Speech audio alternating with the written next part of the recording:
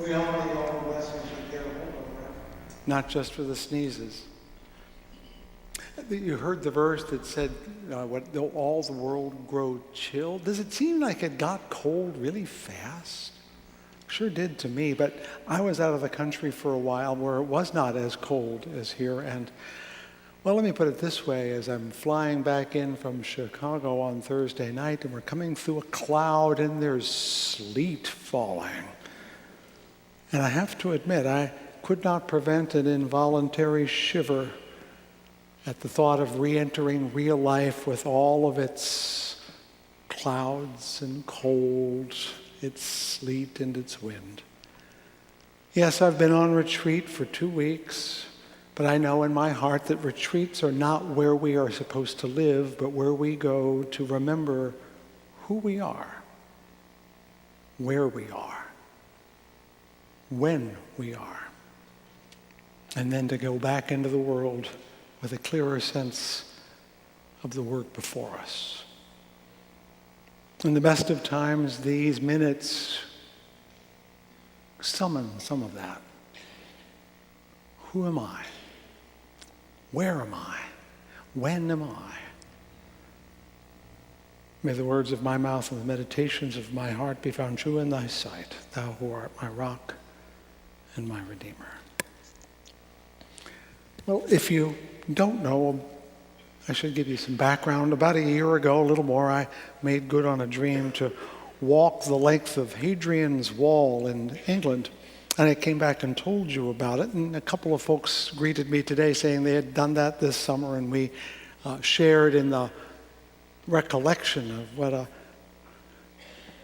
important and strengthening experience that was. Well, one is just not enough, friends. I was telling the early service that spiritual practices vary from person to person. The yoga that satisfies my colleague only makes me crampy. And the prayer that is so important to my wonderful sister, religious Sue Tracy, does not alert me as it does her. We need to find those things that remind us who we are, when we are, and where we are. And for me, long walks by myself, pilgrimages, if you will, have been a really good way for me to do that. So I'm not commending you to go and do it. I'm saying go find the thing that does that for you.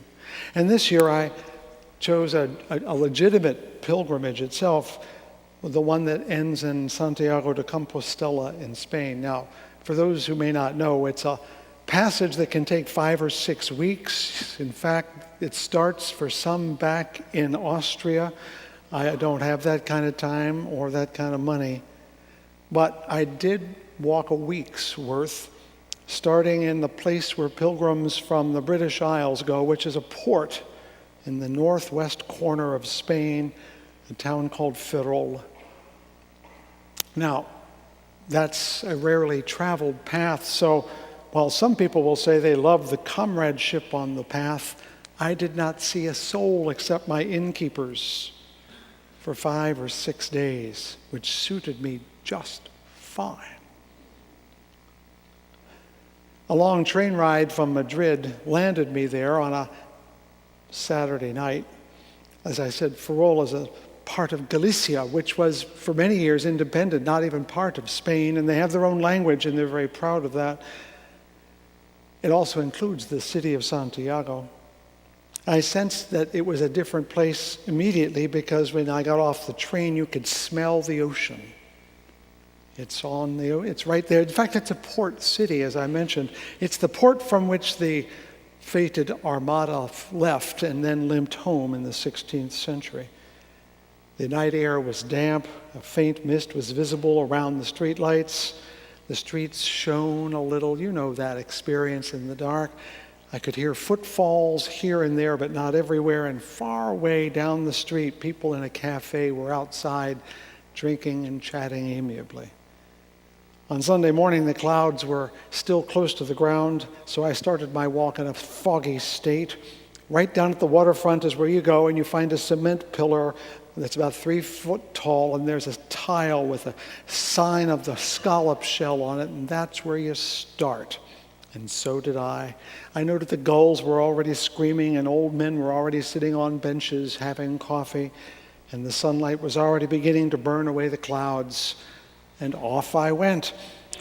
The path from Ferrol traces the estuary that goes around, and not until after lunch would I get away from the water at all. In fact, for the first 2 hours, I'm walking through nothing but city parks or going past waterfront installations, the Navy Yard alongside a factory or two.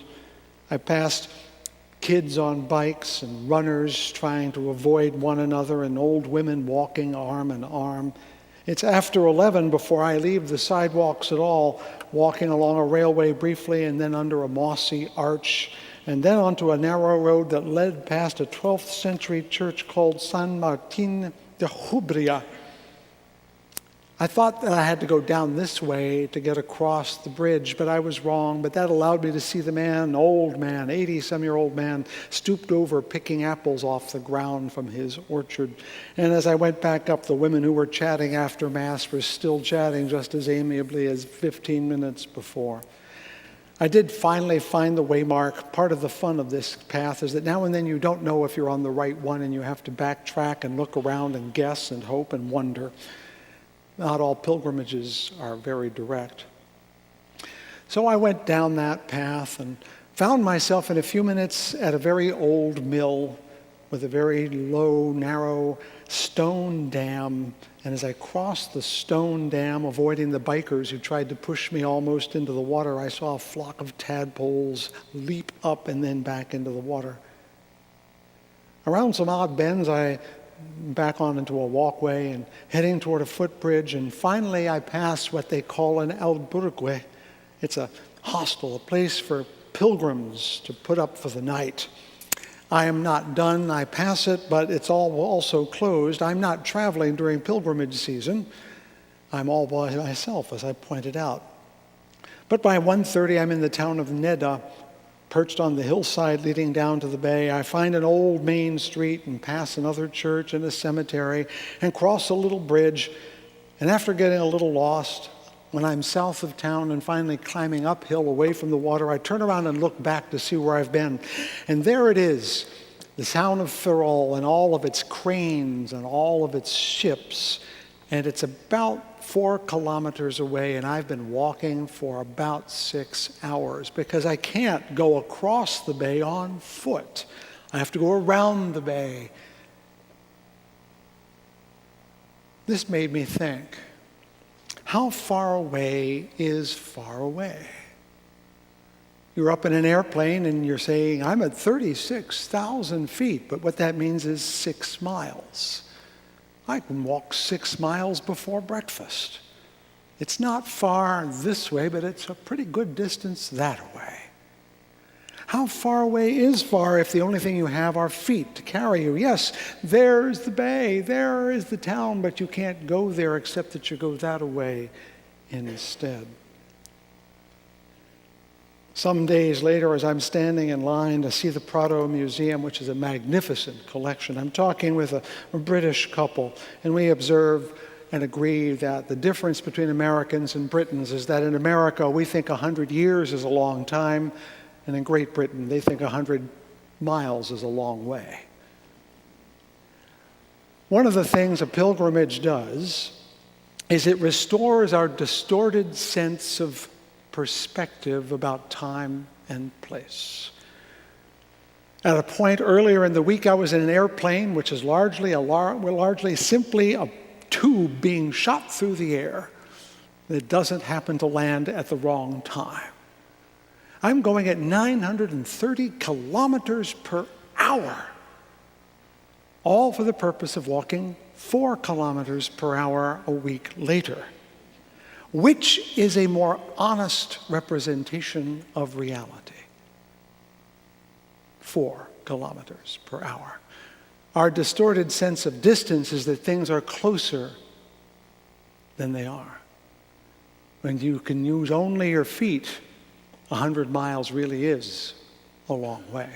On the other hand, when you are on your feet and have no devices to help you along, time is a lot closer than you think. That is to say, the past. I remember being in Athens a few years ago and walking through an ancient area and looking down and seeing that the pathway was orange, kind of like clay. And I thought, how interesting that they have clay here. It wasn't clay at all. It was shards of pottery. Literally centuries old potsherds that are just everywhere. I was walking on ancient Greece, not just the land, but on the culture itself.